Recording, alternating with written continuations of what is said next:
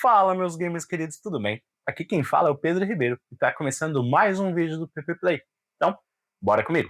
Dance like there's no tomorrow.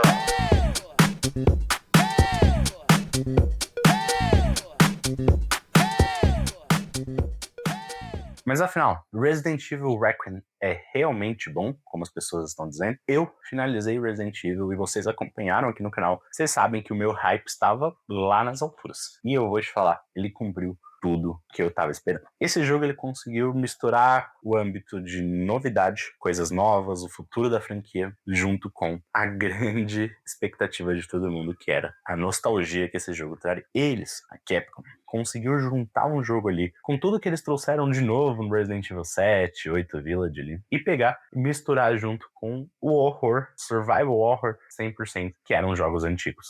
O fato de termos duas gameplays distintas com a Grace e com o Leon veio muito bem pro jogo. Falando um pouco sobre a gameplay, a Capcom colocou a escolha de pontos de vista do personagem. Então agora você pode jogar tanto em primeira pessoa quanto em terceira. E o jogo mesmo te recomenda você fazer isso diferente para cada gameplay. Tendo em vista que a gameplay da Grace é mais voltada para o terror e a gameplay do Leon é mais voltada para ação. Então o próprio jogo te recomenda você jogar a campanha da Grace em primeira pessoa e a campanha do Leon em terceira pessoa. Eu vou assumir aqui pra vocês, joguei ambas as campanhas em terceira pessoa, porque eu prefiro nos meus jogos. Mas, mesmo assim, você ainda tem toda a atmosfera e toda a dinâmica que o jogo quer te passar. A Grace, agora falando um pouco sobre o personagem, é a cara nova do Resident Evil. Acredito que a Capcom tenha planos pra ela no futuro, e assim eu espero, porque ela é uma personagem muito boa.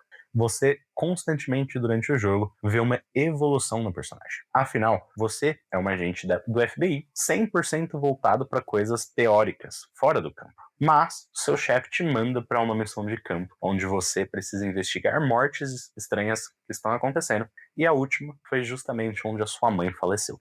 E ali, a vida da Grace começa a virar de cabeça para baixo, porque essas mortes, elas foram colocadas ali como um chamariz justamente para Grace, porque as pessoas por trás dessa morte estavam atrás da Grace. Então a Grace vai até esse hotel onde sua mãe morreu e é sequestrada por Victor Gideon, o novo vilão da franquia.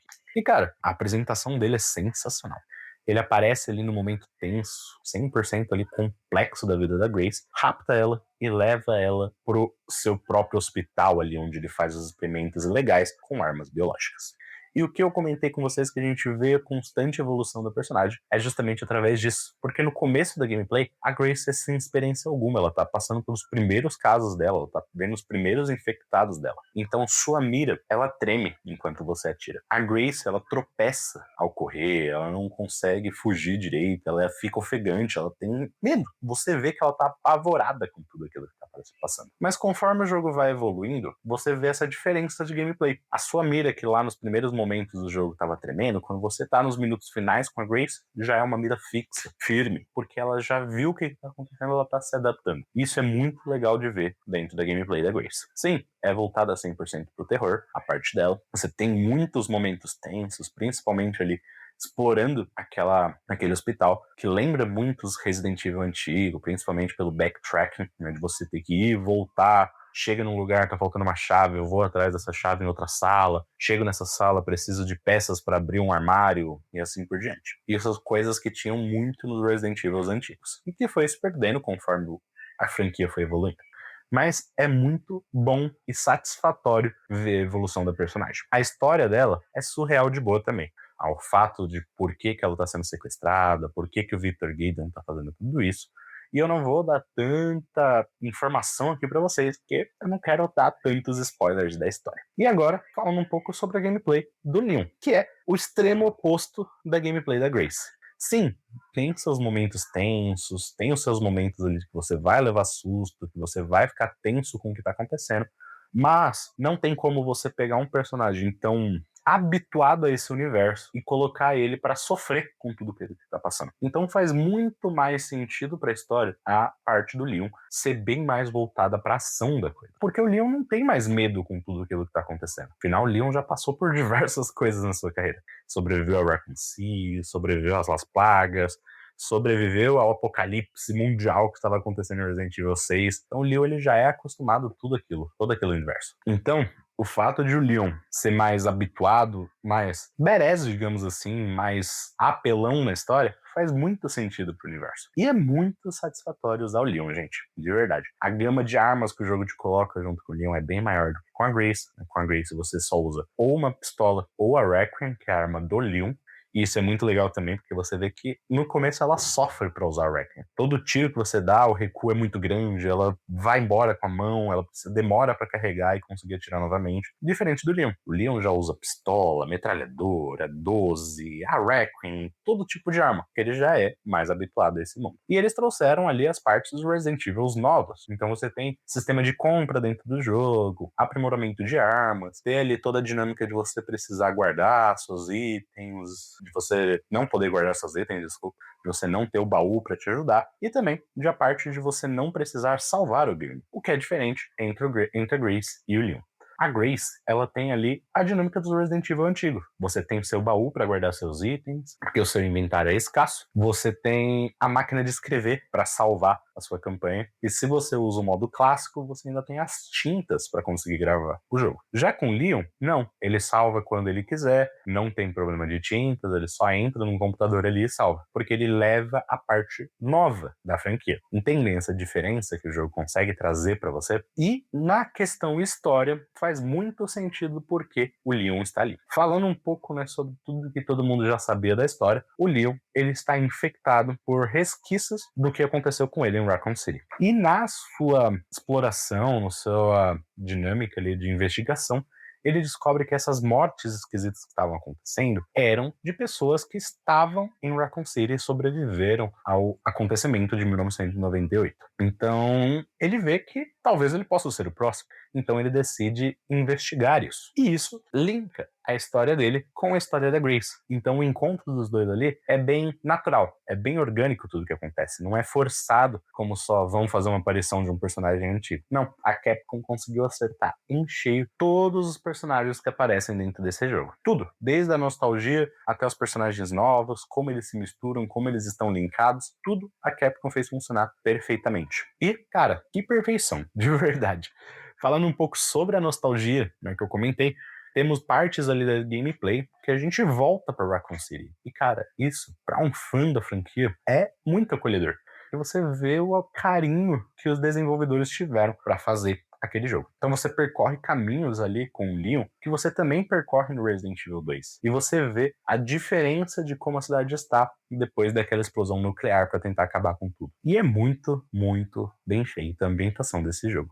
De verdade, de ponta a ponta. O jogo ele tem ali suas 10 a 12 horas, depende muito de como a sua gameplay é. A minha primeira run, eu terminei com 11 horas e meia, mais ou menos, porque eu gosto de explorar tudo. Eu acredito que a segunda parte do jogo é um pouco mais, digamos assim, rushada. A primeira parte é uma história desenvolvida muito lentamente, você vai descobrindo tudo. Mais da metade pra frente ali, quando o Leon aparece, o jogo fica um pouco mais rápido e frenético. Isso não quer dizer que tá ruim, tá? É só que eles não podiam deixar um jogo tão longo também.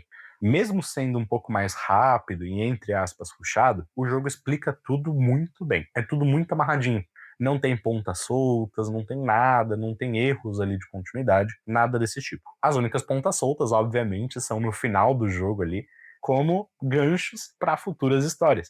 Como, por exemplo, a DLC, que já foi confirmada que vai ter, ainda não sabemos qual vai ser a história, como a continuação para próximos jogos, no Resident Evil 10 e por aí vai. Então são só esses ganchos que existem, mas não são ali pontas soltas dentro da história. E é isso, gente, funciona muito bem. De verdade, todo o jogo ali, todas as suas 12 horas de gameplay são muito gostosas. Não teve uma parte do jogo que eu virei e falei, nossa, que parte chata, né? Não teve. Porque o jogo ele consegue colocar ali elementos muito bons em todas as partes. Então ele agrada todo mundo. Quem já jogou a campanha, quem já é familiarizado com Resident Evil, quem não é familiarizado com Resident Evil tá surgindo agora, tudo ele consegue agradar. E o que é muito legal, eles pensam também nas pessoas que estão chegando agora. Porque o que acontece? A Grace, ela tá indo atrás dessas mortes para fazer um relatório pro FBI sobre tudo o que aconteceu ali em Raccoon City desde então, né, com os vírus se transformando, se mutando e etc. E no final do jogo, o chefe volta e fala, cadê o meu relatório que eu te pedi? E você é entregue a um documento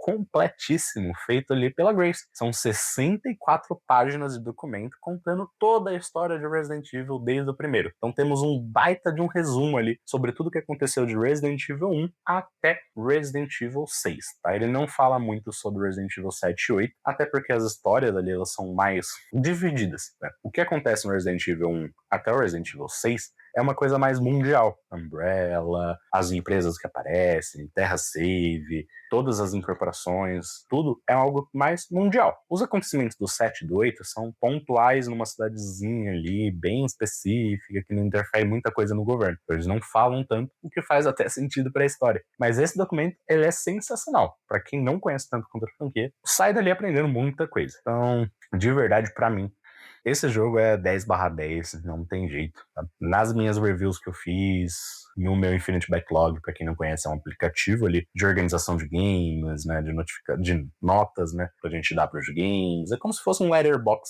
só que de videogame. E lá eu dei 5 estrelas fácil, porque para mim esse jogo é sensacional. Ele só perde, realmente perde para mim por Resident Evil 2 e fica pau a pau com Resident Evil 4. Tá? Então acho que ambos ali eles são tão bons quanto. E, coincidentemente, os meus 3 jogos preferidos são os 3 jogos que aparecem em Leon. Então, onde o Leon tá, temos boas histórias. E aí, falando um pouco sobre as minhas expectativas pra franquia e pro próprio game, é que pela primeira vez quebramos ali a fala de onde Leon está, Ada também está. Desde o seu surgimento, Leon aparece, Ada também aparece. Resident Evil 2 apareceu, Resident Evil 4 apareceu, Resident Evil 6 a Ada apareceu. Nas animações canônicas do jogo, a Ada aparece. Então, é a primeira vez. Eu espero muito que pra DLC que eles já confirmaram, a Ada apareça. Tenha ali a sua aparição nessa nova ambientação de Resident Evil. Espero muito que isso aconteça. Quero ver uma Ada mais experiente ali também e saber um pouco mais sobre sua vida, sobre o que rolou desde Resident Evil 6 até então. Porque esse universo ele tá muito mais no futuro. Se passa em 2026, então são 28 anos depois de Resident Evil 2 e, cara, de verdade, vai ser muito legal ver isso. Então essas são as minhas expectativas. E você? Gostou dos jogos que você já jogou?